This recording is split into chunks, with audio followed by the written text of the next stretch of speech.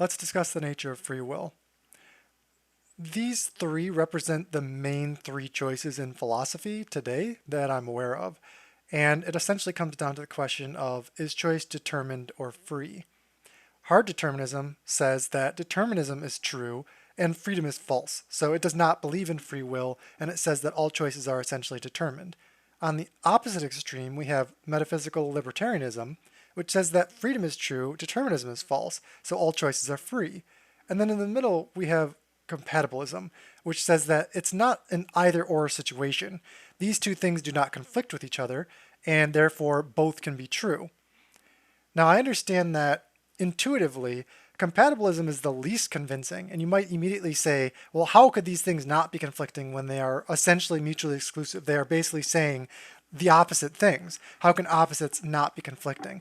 Well, I think that if you look back at my model as I've explained it in the initial 10 videos, opposites are really a relationship with each other. They're two sides of a whole rather than being necessarily in conflict. Conflict can arise between them through that relationship, but in reality, they're kind of two sides of the same coin. So if we think about the fundamental equation, right, the two opposites, the positive and the negative, are really both necessary in order for this to be true. So let's get into what I mean by that and why I believe that compatibilism is the answer. So the kind of Wikipedia definition of free is choosing between possible courses of action unimpeded. So what does it mean to be unimpeded in a choice?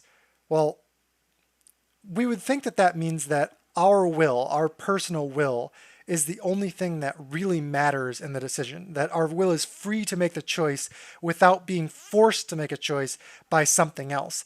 But herein lies, I think, the problem and the confusion behind the question of, do we have free will? I think we're really asking the wrong question and framing it in the wrong way. So let's think about personal history. So does our personal history determine our freedom and our choice?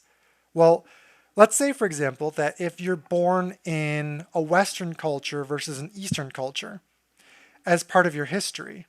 So does this change who you are as a person? Well, yeah, in a lot of ways it does, right? The sorts of things you're going to be exposed to. Like, for example, in some parts of the East, you're more likely to be exposed to something like a Eastern religion, like Islam or Hinduism or Jainism or Buddhism or things like that, Taoism. So in the West, you might be more likely to be exposed to things like Christianity, right, or even atheism. So the idea that our history helps to determine our will is true. Because where we're born, how we're raised, what circumstances we encounter, all of these things are going to influence our will and what kind of a person we are. So when we begin to ask the question, does our own history impede our actions and choice? You can start to get a glimpse of why I think we're asking the wrong question with determinism or freedom and what we mean by free will. Because what does it mean if your personal history is an impedance to your freedom? If your identity comes from your own history, if who you are, the shape you are, remember the cup, right? The cup that the water goes into and how its shape is based on your history, your experience, how your mind is being trained or programmed by the cause and effect chain that comes before it, and how information is being processed with a bias.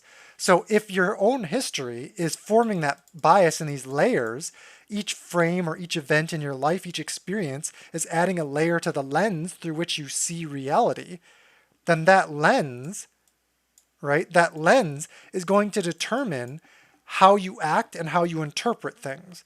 So are you making an unimpeded choice? Well, that depends. Do you consider yourself an impedance to your will? And does that even make sense? So when we talk about this idea of, well, if our choices are determined, then before we make them, then it's not free.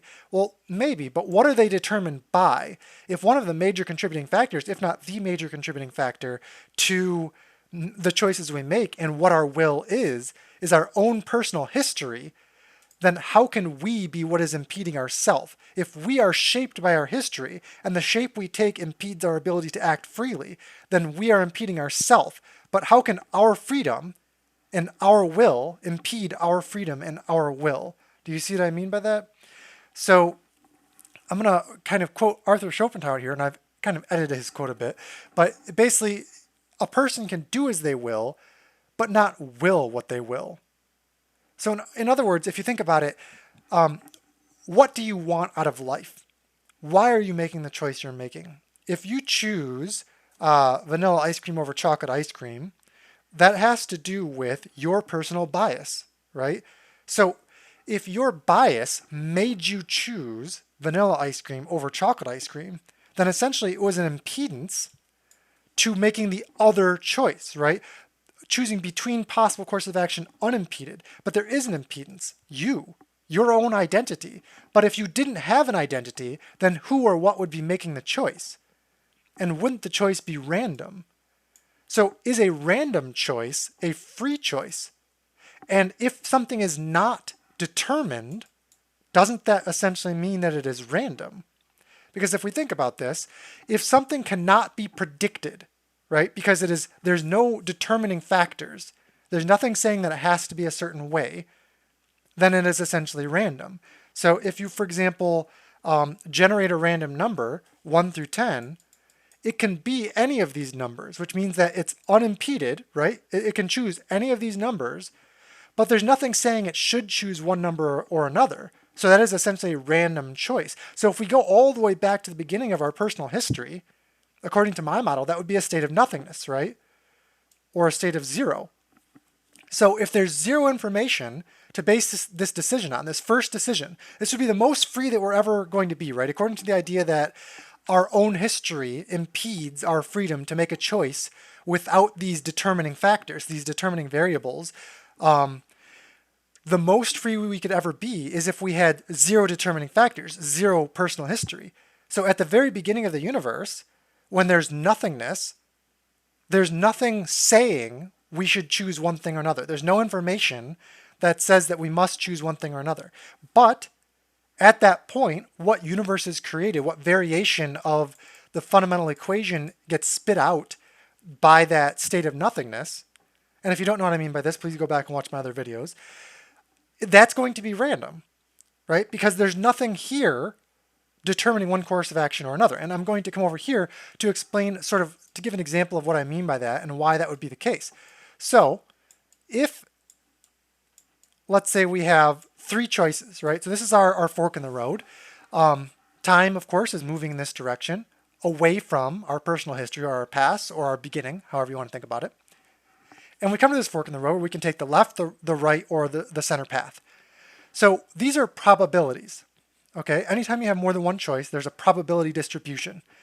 If all of these choices are equal, if there's no determining factor, just like in the beginning of the universe, if there's no determining factor saying we should take one path over another, there's no, for example, personal bias or history that says, oh, well, this path is toward my home, so if I'm going home, I'm much more likely to take this path, because why would I take a path that's going to lead me away from my home if I'm going home, right? So you can see how there are many different ways that there could be a influence based on your history or your identity on which path you take. But if there's absolutely no information available, but there's 3 paths that are potentially possible. Again, by that I just simply mean that there's different ways that we could represent this equation, right? It could be 1 minus 1, 100 minus 100, doesn't matter. Then what we end up with is an equal distribution of probability, right? So this would be this. So each one of these represents a 33% chance, 1 in 3 chance, because they're equal. That is random. That means that there's nothing except for pure randomness determining which outcome happens. So my question to you is, would a random choice feel free to you? If everything you did in life was purely random, would that feel like free will to you?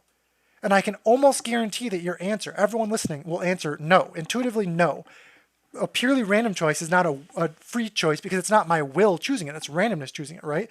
And that's exactly why I'm saying that this is the wrong question. All of these are the wrong question. Because once we get into the idea of, in order to have a will, we have to have a history. And once we have a history, we have a bias. And the bias is the primary impedance, right? So when you talk about things like, well, what about the way that the brain works?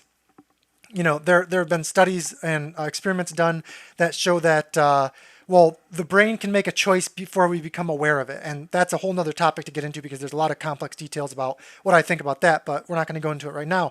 The point is that what if our brain, based on the physics and the chemistry of our brain, is making the choice? Well, it's your brain, right?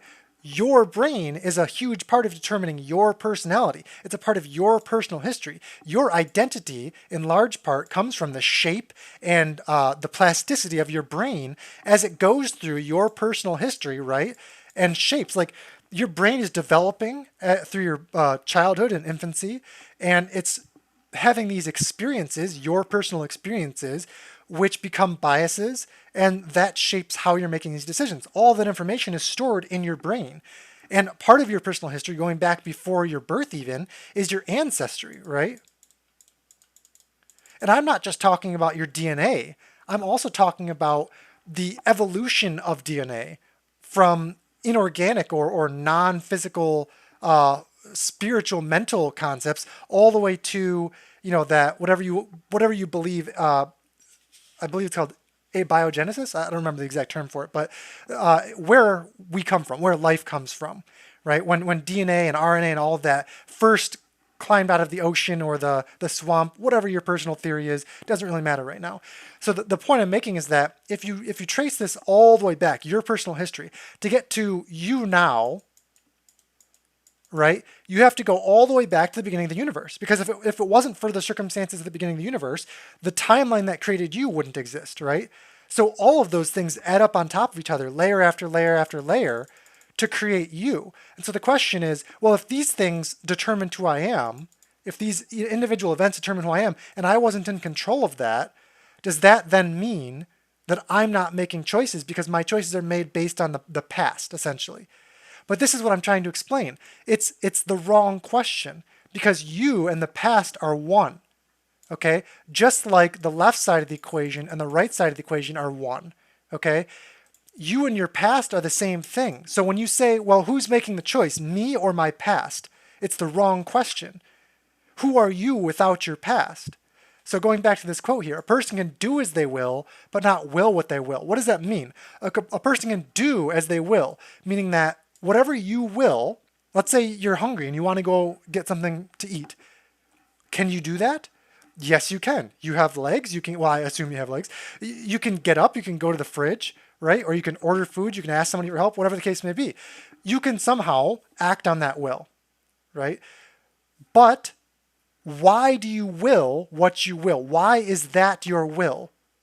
Well, it has a lot to do with your personal history. It has a lot to do with the beginning of the universe and what path it took to get to your specific point in reality, right? There's all these different paths, these different forks in the road that can get you to where you are now. So your personal path, your story determines who you are now and what your will is. So we can determine we can do as we will, but we cannot will what we will, which means that we're not in control of what we desire. We're not in control of what we will to happen. Because what we will to happen is based on our past and our circumstances. So going back to this model over here, if there's an equal probability distribution in all three of these cases, then it's randomness. And we both kind of agreed that, roughly speaking, randomness doesn't feel any more free than the alternative, than a determined outcome, right? So what about a slightly determined outcome? Like let's say, for example, that given three choices, it doesn't matter what the choices are. It could be food, it could be romantic partners, it could be anything.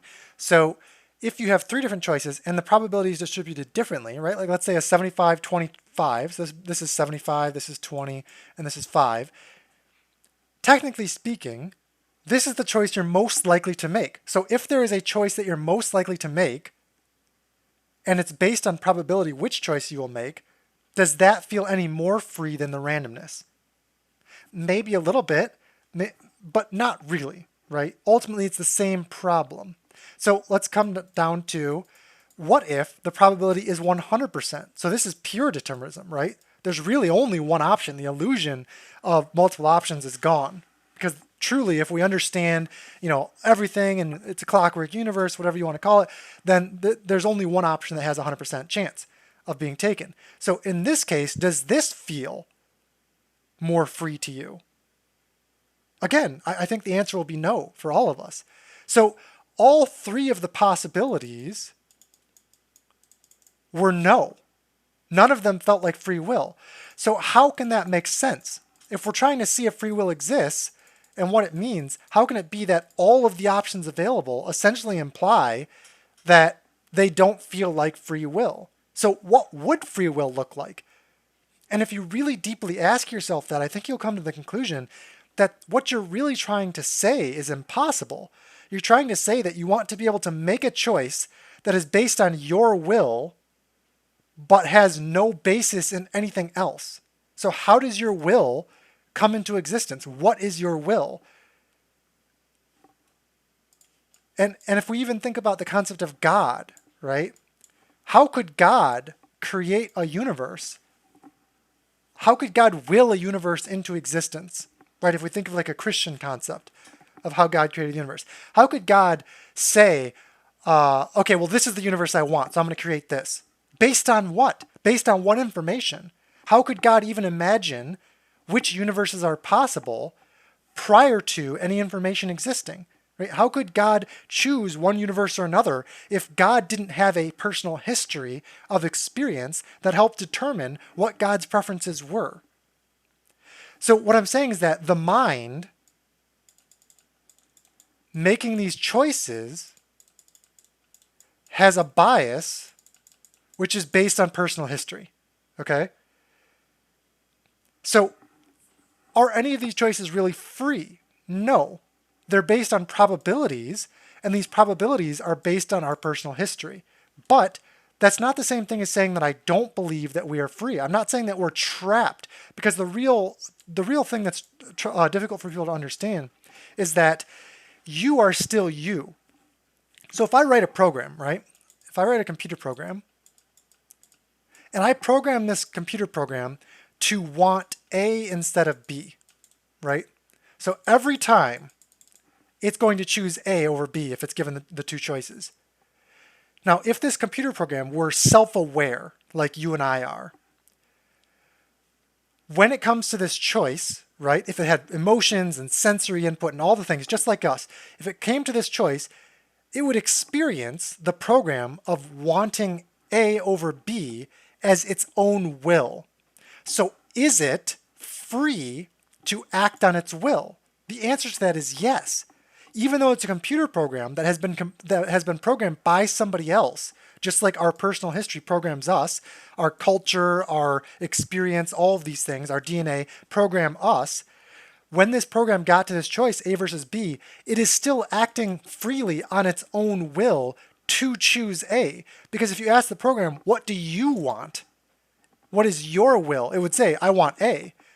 And if you explain to the program, yeah, but the only reason you want A is because you have this programming. It would say, okay, well, can I remove the programming? No, if you remove the programming, you remove yourself because you are the programming. And it goes, okay, so then that is my will, right? That is me. That I am the program, and what I want is A. So by getting A, by doing A, I'm doing what I want, right? That's compatibilism. It's saying that the determined option, regardless of what the probability distribution is, the option that ultimately comes out of it is the option that you wanted to come out of it. That's why it came out of it. Any choice that you're making based on your own will, whether or not that will is determined, is still you acting freely on your own will. It's the idea of freedom that is mistaken here. The idea that in order for something to be free, it must have no limitations. But what is something without limitations? It's nothingness. Something without limitations has no information, because information is limitation. Information is definition, and definition leads to limitation. So if you have zero limitation, you have nothingness. And what is nothing going to do? It's going to be random. because there's no determining factor that says one option is better than another. So the distribution is always going to be equal and therefore random. So how does this work? Why is this the case? Well, because the mind cannot render a paradox inconclusively. What do I mean by that? Well, if you come to three equal options, like if you think of a superposition in quantum mechanics, right, where a single thing is technically in a super state of being in multiple places at once, right? And I know that's not the technical definition, but we're using it as a metaphor. So if we think about these three options, right, are you going to go left, center, or right? Let's say that we could do any of them, right? So there's a 33% chance that we'll do any of them. So if there's an equal chance that we do any of them, we do all of them, right? Because there's no determining factor that says we have to do one over the other, right? So why don't we go down all three paths? Because we're equally likely to do so. So let's say we went down all three paths. Well, in terms of the way POV works, point of view, we can only experience one point of view at a time, which means that we're creating a paradox. If our point of view is equally likely to travel all three of these pathways, and so therefore it is traveling all three of these pathways, we can only experience one of the pathways because we have a point of view in traveling the pathway, which means that we end up with a paradox. If we are all three of these points of view, but we can only experience one of them at a time, then which one are we experiencing, right? Let's say eventually we'll experience, if you watch my video on individuality and time and timelessness, you'll understand a little bit more about what I mean by this. But without going too deep back into previous videos, essentially what I'm saying is, let's say that we're going to experience all three of these different alternate realities, we'll call them. So like multiple universes, we're going to experience all of them, but we can only experience one of them at a time because we have to be in one POV, right? You can't experience all three of these at once. You can't experience taking all three paths because you have to be one person, right? You have to have the experience of a path. There's no such thing as the experience as all three paths, right? There's only the experience of one path. So which experience are you going to have if all three of these are likely or equally likely? Well, in order to break the paradox, the universe, essentially the mind, has to generate randomly, which is how we resolve paradoxes. When something can potentially be more than one thing, when a paradox exists, the mind, part of its nature and how it resolves paradoxes, is it simply generates a random outcome among the possible outcomes, okay? And so when you think about making a choice, even randomness is not free. We're still making a choice based on our nature, the nature of the mind and how it chooses randomly among three equal options. So even in the case of a paradox, we are still essentially choosing based on our own nature. So even before anything else exists, the very nature of the mind, the nature of nothingness, and the mind experiencing and interpreting nothingness still has a determining factor of how choices are made, right? How paradoxes are condensed or collapsed into a conclusion. Because there's no way to represent an inconclusive choice. You can't represent something that doesn't have a state, right? In order to represent it as a choice, as an experience, it has to have a state. So you're going to have to collapse it, which means that a choice has to be made, and that choice has to be made on some basis. And the only basis available when nothing and no information exists except for mind is the nature of mind, which allows it to collapse randomly, and then there you go. A universe begins. So even which universe you're in, which universe begins, is both a combination, a compatible combination of determinism and freedom, right? It is still the mind, even at the very beginning, it is still the mind making the choice, and therefore it is free.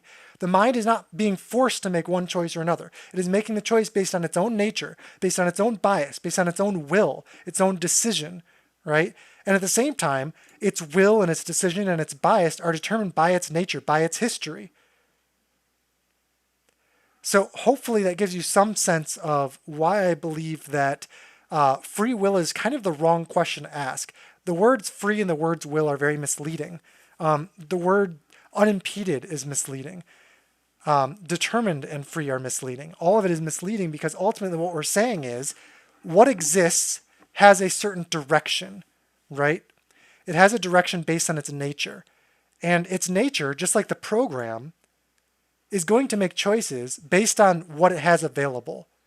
And when you experience that perspective, you're going to experience the perspective of this nature, this bias being your nature, your bias. So it is still you freely making your choices. To say, for example, that the brain is making a choice before you know about it is to confuse the difference between the brain and conscious awareness, right? It's still your brain. It's not someone else's brain making the decision. So to say, oh, well, it's all electricity and chemistry, so it's not really you making the choice. Yes, but it's your electricity and your chemistry. Where are you if not all of this? What are you if not all of this? Right? So you are your experience. And if your experience is determined by the nature of your chemistry, your electricity, your history, and all of that, then there's no you to make a free choice except for the conglomeration, the collection of that, the amalgamation of that history and that data and that chemistry and electricity. So when we ask ourselves, am I making a free choice? You first must determine what you are. And if we go back to that analogy of the cup, right? The analogy of the cup is that your mind in certain circumstances is what shapes all the incoming information. And so your identity, your ego, is the cup, the shape of the cup. When there's no shape to the cup, when we're in a state of pure nothingness, when there's absolutely no shape to anything, no form, so it's nothingness or formlessness, when we are in that state, we have no identity. We have no perception of self, right? Except for as nothingness. So that is going to produce random choices. But the idea is that when we're asking ourselves, what is our will? What is our identity? Who are we? We have to remember the cup and remember the concept of identity and ego, and that the self does not exist until form exists. And all form has limitation and definition. That is what form is, right? Form is the separation between aspects of something. It is the separation between the objects. So you can't define a form without that separation. And separation itself is limitation. Form is limitation. It's all definition. So what you're doing as you go forward in this time or on this timeline of your personal history is you're increasing the complexity and definition of your identity up to a certain point. And so as you increase that definition and complexity, you're increasing your identity. You're increasing what your program looks like, the complexity of your program, and how that program makes choices. But it's still always going to come back to the fact that it is you. You are the program. That is your identity. If you were to delete the program in order to be more free, you would be deleting yourself, and therefore there would be no you to have a free will. I actually wanted to add one last quick thought, and it is about the sort of vertical versus horizontal difference in who is making the choice, right?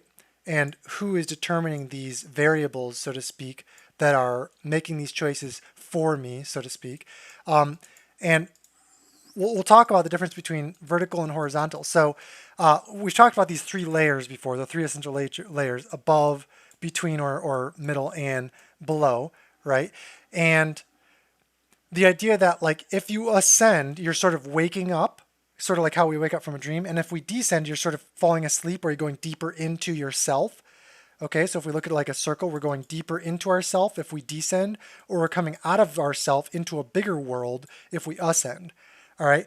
And if we think about the idea of our choices we make based on our will and values, or someone else's, someone else who's determining what I believe or what choices I can make, there's a difference, right? So if we think of horizontally, this would be you right at the center, and horizontal to you would be within the same layer, right? Horizontal in the same layer. And so you would think of like your neighbor, right? Or someone else, like a dog.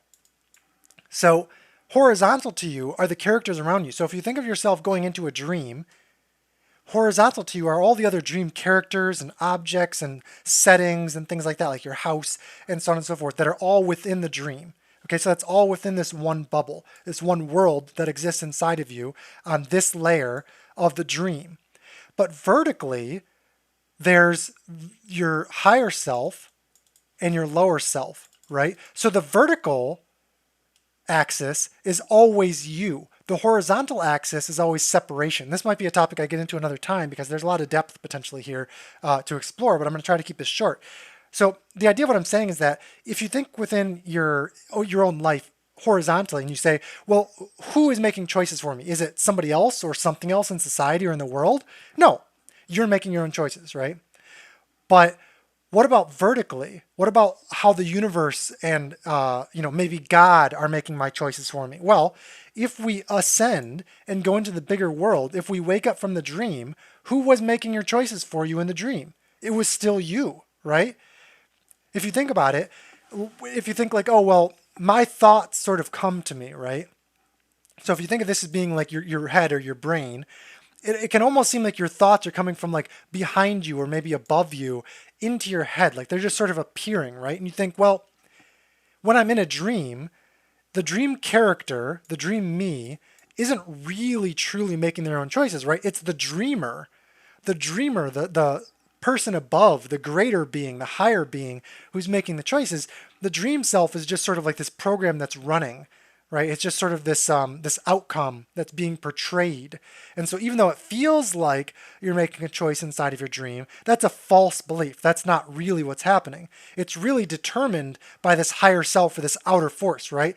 But what happens if that dream character, who is you, wakes up to see that dream force or that God or that higher self who is making the choices? Who is it? It's you. It's you on a layer above. It's you on a layer outside or external to that dream world. So even if you go vertically, you can see that it is still you. Everything is still you. All the way from God down to every molecule in your body is all you.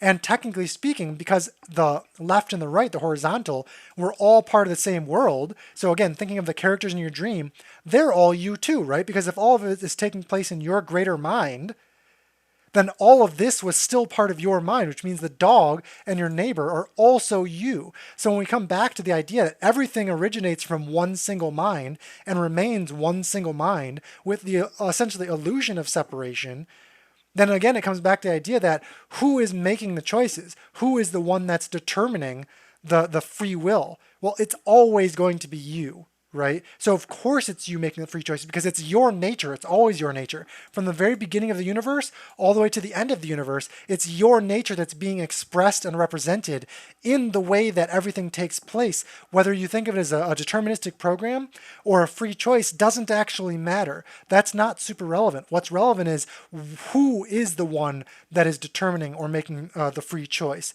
Whose nature is the program, and it's yours. You are the only one that will ever exist. Not you, the identity, right? Not you, the character in the dream, but you, the entire universe. This is all your nature. Everything you ever see around you is an expression of your nature. So that includes the determining factors and the free factors, the random and the probable, right? So all of this is you. And I hope that helps to better conceptualize why I'm kind of saying that it doesn't really so much matter if it is quote unquote determined or free, because they're essentially the same thing. It's all coming from the same data set, which is your nature.